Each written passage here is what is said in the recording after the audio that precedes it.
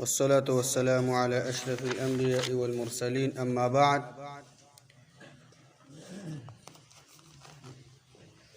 باب جواز البكاء على الميت بغير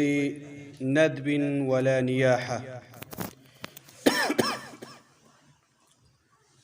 کتاب ریاض الصالحین یو سلو 53 نمبر باب دی په باره د دې کې چې په مړي باندې هغه جړه جایز ده چې هغې کې د داسې چغې سوري نه وي چې د مړي ښایسته صفات دا پکې یادېږي او یا د جزو پزو چغې سوري دا چې پکې نه وي، نو په دغه مړي باندې داسې جړه جایز ده چې هغه د سترګو نه صرف اوښکې توی شي. په دې باندې اسلام دغه شان ته د حراموالي حکم دا نه دی ورکړی. ندب هغې جړا ته ویلی کېږي چې هغه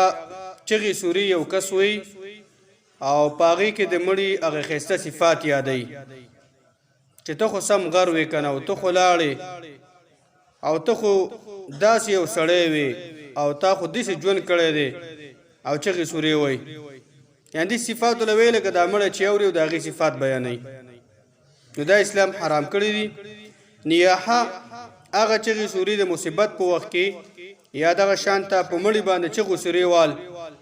او واویلاوې کول، او نیاحه دغه شان ته فعل کې هم راځي. دې ته هم نیاحه وایي چې د مصیبت په وخت کې ویښتان راشو کول د ځان نه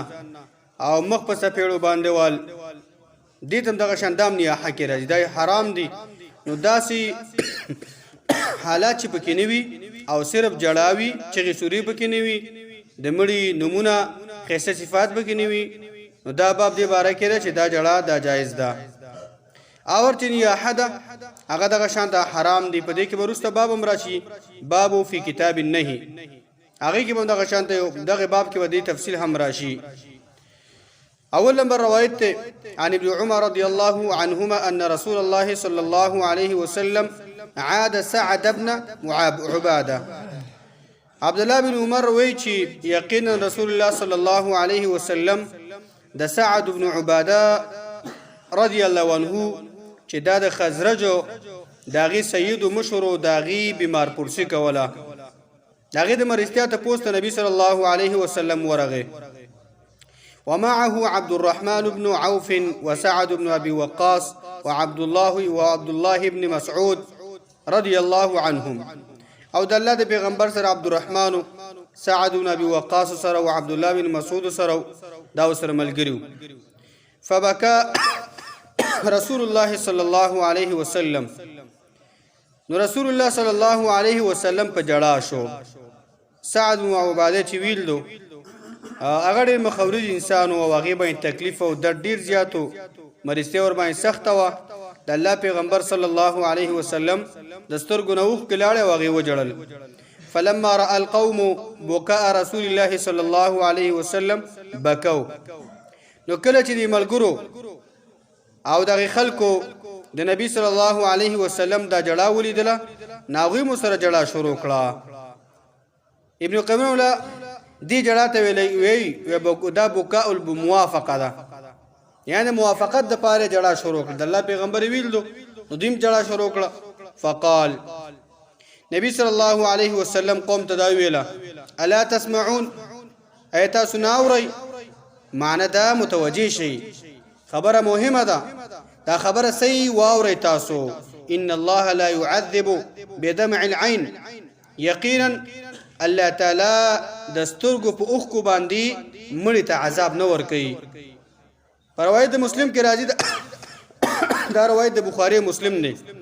د الله پیغمبر وی ان المیت لا يعذب ببكاء اهله علی، یقینا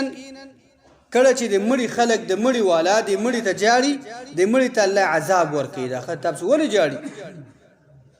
یعنی الله تعالی د مړي ته عذاب ورکوي، دا خلک ولې جاړي؟ تاسو یعنی په دې باندې د ژوندو په دې جړا باندې مړي ته سزا ملاويږي. ځینې شارحین او دغه شان د علم وی وې مړې په دې باندې پازابیږي چې د خلکو جړه اوري په دې باندې هغه تکلیف رسیږي چې د خلک ما بزولې جاړي یعنی چې عذاب بعینه نه ور کوي ځکه الله تعالی قانون دار یو بل باندې الله تعالی چاره سزا نه ور کوي یعنی دې مړې ته په دې باندې درد ملاويږي او سختی ملاويږي چې د خلک ما بزونه جاړي او د الله پیغمبر صلی الله علیه وسلم دی روایت کې وی چې ان الله لا يعذب بدمع العين یقین الله تعالی د سترګو په اوخ کو باندې مړې ته سزا نه ور کوي ولا بحزن القلب او نه د زړه په خفګان باندې چاته الله تعالی سزا ور کوي ولكن يعذب بهذا او يرحمه نبی صلی الله علیه وسلم جبه ته اشاره وکړه ولیکن الله چې سزا ور کوي په دې جبه باندې ور کوي جواب چغې څوک وي سوري وي د مړشوي کس صفات وي او دغه شان د هغې کې د الله هغه تقدیر او د الله قضا هغې پسې خبرې کوي بدره دې وي دې من الله سزا ورکوي او يرحمو یا د دې ژبې په وجه باندې الله تعالی رحم کوي په دې مړي باندې مړي ته دعا وکړه چې الله دا معاف کړي اللهم اغفر له وارحمه وعافه ځان ته دعا وکړه دې ژبه باندې الله تعالی را رحم کوي په دې مړي باندې په دې ژوندو باندې او یا الله تعالی په دې ژبه په وجه باندې څه کوي الله دې مړي ته سزا ورکوي او دې ژوندو ته الله سزا ورکوي واشار الى لسانه او عبد الله بن عمر وی نبی اسلام دې ژبه ته اشاره وکړه په دې ژبه باندې یا الله تعالی عذاب ور کوي او یا الله تعالی رحم کوي نو دا روایت عبد الله بن عمر نو په دې روایت کې و فائدہ ده فاضل د مفضول ته پوز دا کولې شي دا جایز دی یو سړی الله ډیر اوچته درجه ور کړی دا ډیر غټ عالم دی اوچت باچا دی امیر د قوم دی د قوم مشر دی او په دې قوم کې یو ادنا سړی لاندې سړی پریوته سړی غریب سړی مریض دی نو دا بهتره خبره ده او دا جایز ده چې بهترین سړی هغه غیر بهتر سړی ته ورشي او هغه شان درغه ته پوسو کې نبی اسلام ډیر اوچته درجه وا او دا ساده مباده خواته ورغی بل فائدہ به کې دا ده چې دغه شانته یو قوم یو سړی ویني یو کس ویني هغه جړه کوي نو دا قوم داخله کې داغه سره جړه شروع کړي کې کوم وانعات دانشته دي او بل فائدہ به کې دا ده چې مریض ته څوک ورشي یا مړی ته څوک ورشي اول تزله خپه شي طبيعت د انسان دا چې خپه کیږي ناغه برداشت نشي کولای خپل اوخ کې نشي کنټرولولای که سړی دې سی وجاړي چې پاغي کې واویلاوي نیوي پاغي کې چې شروع نیوي پاغي کې دغه شان درامباړي نیوي پاغي کې د الله تقدیر په خبر نیوي نو دا جړه دا جایز ده دا روایت عبد الله بن عمر دی هغه به وی خپل پلار یادای یو وکانه عمر يضرب في النواح بالعصا و ومزه چې کله دا خبره واوریدله چیرې په مړو باندې چغي سوري دا ناروا دي مخوال ناروا دي ګریواش کول ناروا دي دا خبري ناروا دي ومزه به څه کول دي ومزه دومره د الله د پیغمبر د حکم پابندو بیا غره ولګیدو و چا کوم سنانه او کوم خلکو چې په مړو باندې جړاګانی کولې هغه به سبه ډانګي راخسته وو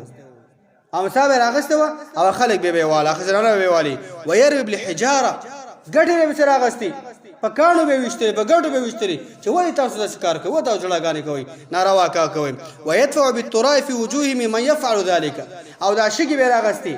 خاوري به راغستي او دا خلک به ور باندې وشته زنانه به ور باندې وشتري چپ شي تاسو وای ناروا کوي تاسو یعنی دې روي کې فائدہ دام ده چې د الله د پیغمبر صلی الله علیه وسلم د حکم داسې تعمیل کول لکه څنګه چې عمر کړی دی لکه څنګه چې عمر زه کړی دی موږ ته ډېری مسلې واورو جیوی ورځ مولوی سیوا ته چې کم یو غنټه لګي نیمه غنټه لګي 40 منټه لګي او دا شاته موبایل کې امریکا غړي بیانات ته واچي یعنی د ډیرو بیاناتونه دا خبره ډیره بهتره ده چې 15 منټه خبره واوري یو مسله واوري پاغي باندې عمل وکي یو مسله واوري او پاغي باندې عمل وکي او په خپل ژوند کې مراولي کوشش وکي په خپل بچو کې مراولي الله تعالی دې ټول دین زموږ اساس په عمل کې راولي زموږ اساس په ویرا کې راولي دا سي حال کې الله موږ تاسو مرګ چې الله موږ تاسو راضي وصلی الله علی نبینا محمد